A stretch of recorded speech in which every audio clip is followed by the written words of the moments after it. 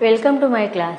नमस्ते स्टूडेंट। बच्चों, हम पढ़ रहे विषय हिंदी कक्षा 8वीं। कक्षा 8वीं में आज हम पढ़ रहे हैं व्याकरण, और व्याकरण का यह विशेषण भाग है। विशेषण का आज यह तीसरा भाग है। इसके पहले भागों में हमने विशेषण के बारे में चर्चा की थी, जैसे कि विशेषण के अलग अलग प्रकार। सबसे पहले हमने देखा था विशेषण किसे कहते हैं, फिर विशेषण के विशेष्य और प्रविशेषण। उसके बाद विशेषण के प्रकार देख रहे थे। विशेषण के कुल मिलाकर 4 प्रकार है: गुणवाचक विशेषण, सार्वनामिक विशेषण, संख्यावाचक विशेषण और परिमाणवाचक विशेषण। तो इसके पहले भाग में हमने गुणवाचक विशेषण के बारे में पढ़ा। गुणवाचक विशेषण के अलग अलग उदाहरणों के द्वारा उसकी परिभाषा देखी, और उसके साथ साथ हमने अलग अलग उदाहरणों के द्वारा उसको समझा। अब इस भाग तीसरे में हम देख रहे हैं विशेषण के अगले प्रकार को। यहाँ पर मैंने कुछ अलग अलग उदाहरण दिए हैं, चित्रों के द्वारा चित्र दिए हैं, उसको देखते हैं। अब पहले चित्र में एक लड़की है जो किताबें पढ़ रही है। तो इससे हम वाक्य बना सकते हैं, जैसे कि इस लड़की को नाम दे सकते हैं, कुछ भी नाम दे सकते हैं, जैसे कि नेहा। नेहा क्या कर रही है? किताबें पढ़ रही है। तो हम बोल सकते हैं, वाक्य बना सकते हैं कि नेहा कुछ किताबें पढ़ रही है, या नेहा के पास कुछ किताबें हैं।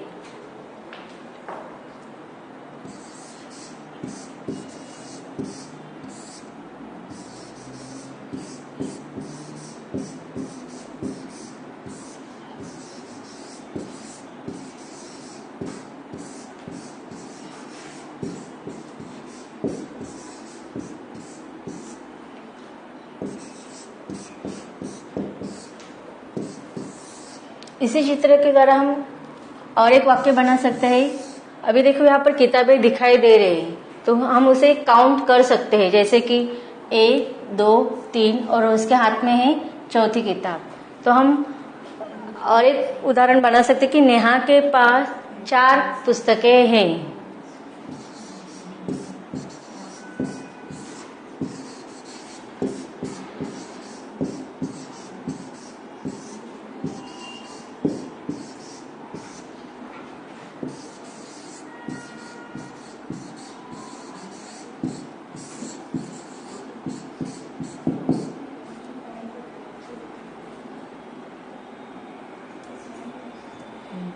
नेहा के पास कुछ किताबें हैं। इसमें किताबें के बारे में पता चल रहा है, लेकिन उनकी संख्या का बोध नहीं हो रहा है। दूसरे उदाहरण में देखा कि नेहा के पास 4 पुस्तकें हैं, मतलब यहाँ पर किताबों के बारे में बोध हो रहा है, लेकिन उनकी संख्या के बारे में भी पता चल रहा है। तो वाक्य में हमें कुछ और 4 यह शब्द संख्या का बोध करवाते हैं। अब दूसरा चित्र देखते हैं। यहाँ पर किसके चित्र हैं? टमाटो के। तो यहाँ पर हमें टमाटो से अगर हम बाजार से मंगवाते हैं तो किस प्रकार मंगवाते हैं कि जाओ बाजार से टमाटो लेकर आओ, ऐसे बोलते हैं क्या? नहीं, कुछ टमाटो यहाँ पर बोल सकते हैं वाक्य में कि यहाँ पर कुछ टमाटर है, या बाजार से 1 किलो टमाटर मंगवाओ या आधा किलो मंगवाओ, मतलब हम वो किलो में मंगवाते हैं। जैसे कि मैं पहला वाक्य लिखती हूँ। चित्र में या डिश में यहाँ पर कुछ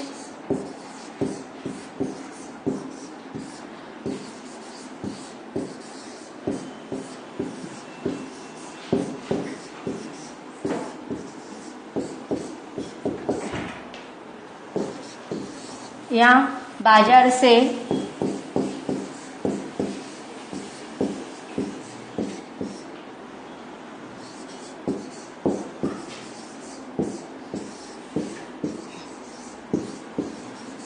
आधा किलो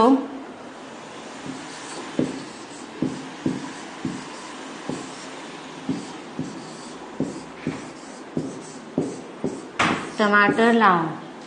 यहाँ पर कुछ टमाटर है और दूसरा वाक्य है बाजार से आधा किलो टमाटर लाओ। तो पहले वाक्य में कुछ और दूसरे वाक्य में आधा किलो। यह शब्द से हमें किसका बोध होता है? संख्या का बोध होता है, लेकिन वो किसी विशेष प्रकार से मापतोल की जाती है उसकी। तो कुछ और आधा किलो, इससे हमें टमाटर की संख्या की बोध हो रही है।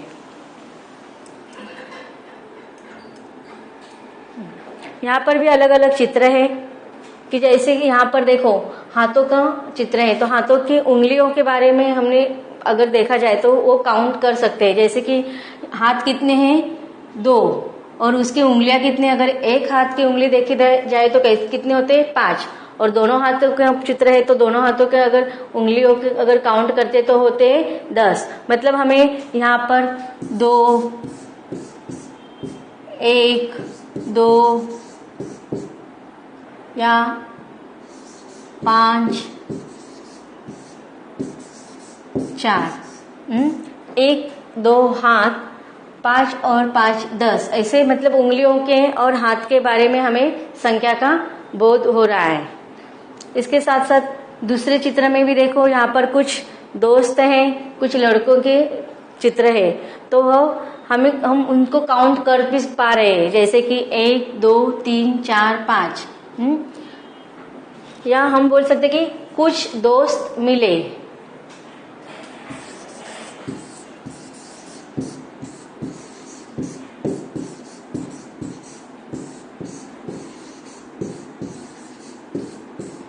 आज कुछ दोस्त मिले।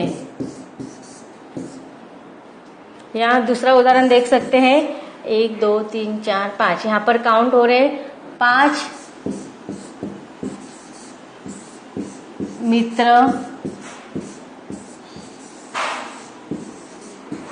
घूमने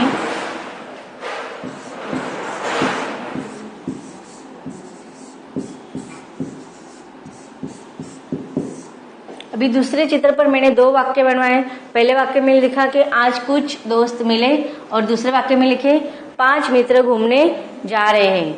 तो यहाँ पर कुछ शब्द और 5 मित्र, यहाँ पर मतलब कुछ और 5 शब्दों से हमें संख्या का बोध हो रहा है। तो यहाँ पर कुछ 5 यह शब्द होंगे संख्यावाचक विशेषण। यहाँ पर आम के चित्र है, जैसे कि आम को हम अगर बाजार से मंगवाते हैं तो बोलते हैं 1 डजन आम मंगवाओ।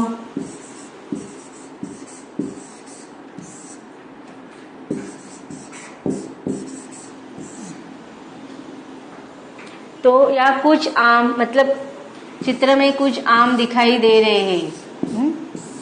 या काउंट अगर कर सकते हैं तो हम ऐसे भी बोलते हैं कि 1 आम।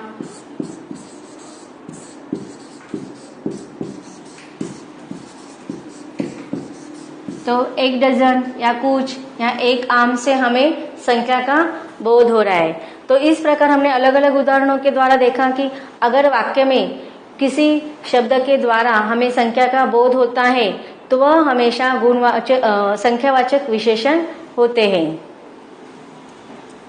अब देखते हैं संख्यावाचक विशेषण की परिभाषा। परिभाषा का अर्थ होता है डेफिनेशन।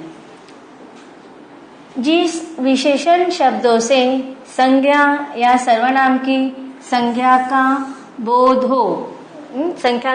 हो, उसे संख्यावाचक विशेषण कहते हैं। जैसे कि 4 लड़के, दूसरी कक्षा, 5 पांडव, प्रतिदिन, बहुत से लोग। तो यह जो शब्द है वह हमेशा संख्यावाचक विशेषण होते हैं। जैसे कि हमने पहले उदाहरणों के द्वारा देखा कि कुछ शब्द या बहुत, थोड़ा, ये शब्द भी क्या होते हैं? संख्यावाचक विशेषण। तो हमने देख ली संख्यावाचक विशेषण की परिभाषा। अब इसके आगे देखते हैं संख्यावाचक विशेषण के प्रकार। संख्यावाचक विशेषण, अभी सबसे पहले हम और उदाहरण द्वारा देखते हैं कि संख्यावाचक विशेषण कैसे पहचानते हैं। जैसे कि पहला उदाहरण है, पुस्तक का मूल्य 40 रुपए है। तो हमें संख्या का बोध कराने वाला शब्द है 40। तो 40 यह शब्द हुआ संख्यावाचक विशेषण। उसके बाद उसकी 5 उंगलियां घी में हैं। तो हमें यहाँ पर किस शब्द से संख्या का बोध हो रहा है? पांचों इस शब्द से संख्या का बोध हो रहा है। उसके बाद तीसरे उदाहरण में उसने कुछ पैसे अपने पास रख लिए। उसने अपने पास क्या रख लिए? पैसे, लेकिन कितने, उसका संख्या का बोध नहीं हो रहा है, लेकिन थोड़ा बहुत समझ में आ रहा है कि कुछ पैसे। तो कुछ पैसे में कुछ शब्द, यह क्या हुआ? संख्यावाचक विशेषण। कक्षा के सभी विद्यार्थी एक हो गए। अब देखो, कक्षा, विद्यार्थी, यह शब्द क्या है? संज्ञा है। तो कक्षा और विद्यार्थी के बारे में पता चला, लेकिन सभी इस शब्द से हमें बोल हो रहा है कि कितने विद्यार्थी पता नहीं चल रहा है, लेकिन जितने भी विद्यार्थी है वो सभी विद्यार्थी एक हो गए। तो इस वाक्य में सभी यह शब्द संख्यावाचक विशेषण है। तो निम्नलिखित वाक्य में 40, पांचों, कुछ और सभी, यह शब्द क्रमशः संख्यावाचक विशेषण है। अब देखते हैं संख्यावाचक विशेषण के उपभेद। संख्यावाचक विशेषण के दो उपभेद है। एक है निश्चित संख्यावाचक और दूसरा है अनिश्चित संख्यावाचक। अब हमने देखा कि संख्यावाचक विशेषण देखा, लेकिन निश्चित और अनिश्चित हमने अलग अलग उदाहरणों के द्वारा देखा कि किसी उदाहरण में संख्या का निश्चित बोध हो रहा है, लेकिन किसी उदाहरण में निश्चितता का बोध नहीं हो रहा है। तो इनके नामों से ही हमें पता चलता है कि कौन से शब्द निश्चित संख्यावाचक विशेषण होंगे और कौन से शब्द अनिश्चित संख्यावाचक विशेषण।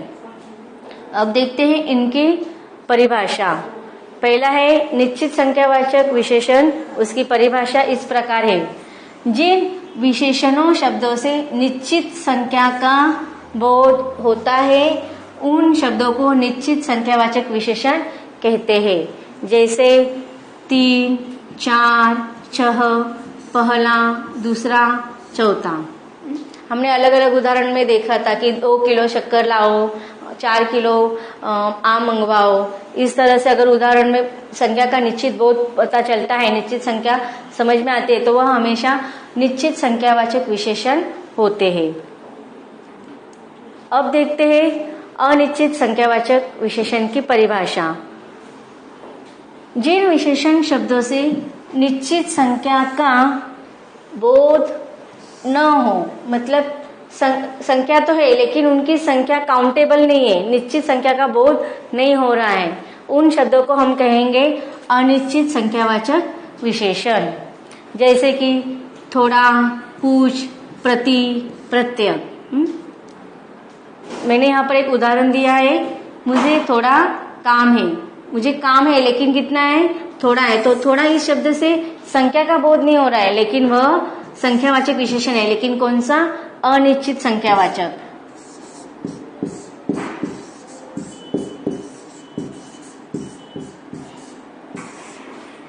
अनिश्चित संख्यावाचक।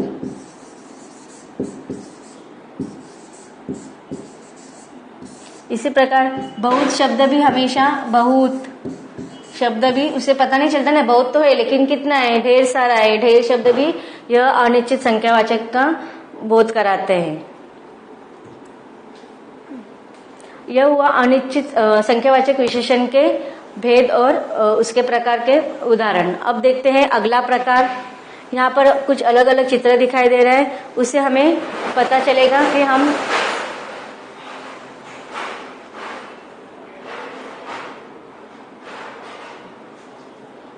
तो अब तक हम लोगों ने संख्यावाचक विशेषण के बारे में पढ़ा। अब अगले प्रकार को पढ़ते हैं अलग अलग उदाहरणों के द्वारा। यहाँ पर कुछ चित्र दिए गए हैं। चित्र में अगर यहाँ पर चित्र दिखाई दे रहा है एक जनरल स्टोर का। अगर हमें जनरल स्टोर से कुछ भी मंगवाना होता है तो हम कैसे मंगवाते हैं? जैसे कि चलो चाय पत्ती मंगवाना है, शक्कर मंगवाना है, तो हम बोलेंगे 1 किलो चाय पत्ती मंगवाओ, 1 किलो शक्कर मंगवाओ। तो हम वह भी किलो में मंगवाते हैं। उसी प्रकार ये कपड़े की दुकान है, यहाँ पर अलग अलग कपड़े, लेकिन कपड़े की गिनती हम कैसे करते हैं, उसकी मापतोल कैसे करते हैं? क्या हम बोलते कि जाओ बाजार से कपड़ा लेकर आओ? नहीं, अगर हमें कपड़ा चाहिए तो हम एक विशेष उसमें नापते तोलते हैं उसे, तो उसे हम बोलते हैं, जैसे कि बाजार से 1 मीटर कपड़ा लाओ, तो हम उसे मीटर में गिनती करते हैं उसकी। तो किलो, मीटर आदि शब्द इससे हमें उसके परिमाण का बोध हो रहा है। इसके साथ साथ देखो यहाँ पर अनाज के कुछ गोडाउन है, लेकिन यहाँ पर अनाज का पता चल रहा है, लेकिन कितना सारा है? ढेर सारा है ना। तो यहाँ पर ढेर सारा अनाज, ढेर सारा अनाज, तो वाक्य बना सकते हैं, गोदाम में ढेर सारा अनाज है। अभी अनाज भी मंगवाते हैं तो उसका भी मापतोल होता है, 1 किलो, 2 किलो, 50 किलो, 100 किलो, ऐसे मतलब उसका होता है। लेकिन यहाँ पर हमें उसके काउंट का पता नहीं चल रहा है, लेकिन हमें क्या बोला है उसके लिए? ढेर सारा। उसके बाद अगर लिक्विड भी मंगवाते हैं, जैसे दूध, तेल, पानी या जूस लिक्विड के रूप में अगर हम कुछ मंगवाते हैं, तो उसके लिए भी एक मापतोल का विशेष शब्दों का प्रयोग किया जाता है, जैसे कि लीटर, 1 लीटर दूध, मिलीग्राम में भी हम उसको काउंट करते हैं। तो वाक्य में जो ऐसे शब्द होते हैं जो किसी की मापतोल के बारे में बोध कराते हैं, चाहे वो लिक्विड हो, कपड़ा हो या वस्तु हो, तो ऐसे आए हुए शब्द हमेशा परिमाणवाचक विशेषण होते हैं। तो देखते हैं हम परिमाणवाचक विशेषण की परिभाषा। जिन विशेषण शब्दों से संज्ञा या सर्वनाम या किसी भी वस्तु की मापतोल का बोध होता है, तो वह हमेशा किसी भी मापतोल का बोध होता है, वह हमेशा परिमाणवाचक विशेषण कहते हैं। जैसे 4 किलो आम, 3 मीटर कपड़ा, थोड़ा सा पानी, कुछ मिठाई, बहुत गर्मी आदि शब्द यह परिमाणवाचक विशेषण है। मैंने 1.5 किलो अंगूर मंगवाए, इसमें 1.5 किलो यह परिमाणवाचक विशेषण है। उसके बाद उसके पास बहुत धन है, बहुत शब्द से उसके परिमाण का बोध हो रहा है, लेकिन निश्चितता का बोध नहीं हो रहा है, लेकिन बहुत ये शब्द क्या है? परिमाणवाचक विशेषण। किसान ने 3 लीटर दूध खरीदा। मनुष्य के हृदय में थोड़ी सी उदारता होनी चाहिए। तो क्रमशः वाक्य में थोड़ी, 3 लीटर, बहुत, 1.5 किलो यह परिमाणवाचक विशेषण है। अब परिमाणवाचक विशेषण के भी 2 उपभेद होते हैं, निश्चित परिमाणवाचक विशेषण और अनिश्चित परिमाणवाचक विशेषण। अब देखते हैं निश्चित परिमाणवाचक विशेषण, और उनके नाम से ही पता चल रहा है कि उसमें निश्चितता का बोध हो रहा है और उसमें अनिश्चितता का बोध हो रहा है। अब देखते हैं उसकी परिभाषा। जिन विशेषण शब्दों से संज्ञा या सर्वनाम या किसी वस्तु की मापतोल का बोध होता है, उन्हें निश्चित परिमाणवाचक विशेषण कहते हैं। मतलब उनकी निश्चितता का बोध हो रहा है परिमाण में, जैसे 4 किलो, 3 मीटर, 2 लीटर, तो इन्हें कहेंगे निश्चित परिमाणवाचक विशेषण। अब देखते हैं अनिश्चित परिमाणवाचक विशेषण की परिभाषा। जिन विशेषण शब्दों से संज्ञा या सर्वनाम या किसी भी वस्तु की मापतोल का बोध नहीं होता है, यहाँ पर नहीं शब्द होना चाहिए, नहीं होता है, उन्हें अनिश्चित परिमाणवाचक विशेषण कहते हैं। जैसे थोड़ा सा, कुछ, बहुत, कई। मतलब यहाँ पर तो बोध तो हो रहा है संख्या का, लेकिन उसमें निश्चित पता नहीं चल रहा है कि संख्या कितनी है। जैसे कि हमने अलग अलग उदाहरण देखे थे कि बाजार से कुछ दूध मंगवाओ, किसान ने कुछ दूध खरीदा। तो ये शब्द कैसे? थोड़ा सा, आज थोड़ी सी गर्मी है, तो गर्मी तो है लेकिन उसका परिमाण का बोध नहीं हो रहा है, तो ये थोड़ा सा, कुछ, बहुत, कई, यह सारे शब्द परिमाणवाचक विशेषण है, लेकिन कौन से? अनिश्चित परिमाणवाचक विशेषण। तो बच्चों, इस भाग में हमने अब तक पढ़ा विशेषण के दूसरा और तीसरा प्रकार, संख्यावाचक विशेषण और परिमाणवाचक विशेषण को अलग अलग उदाहरणों द्वारा समझा। अब इसके अगले भाग में देखते हैं विशेषण के अगले प्रकार को। मिलते हैं अगले भाग में।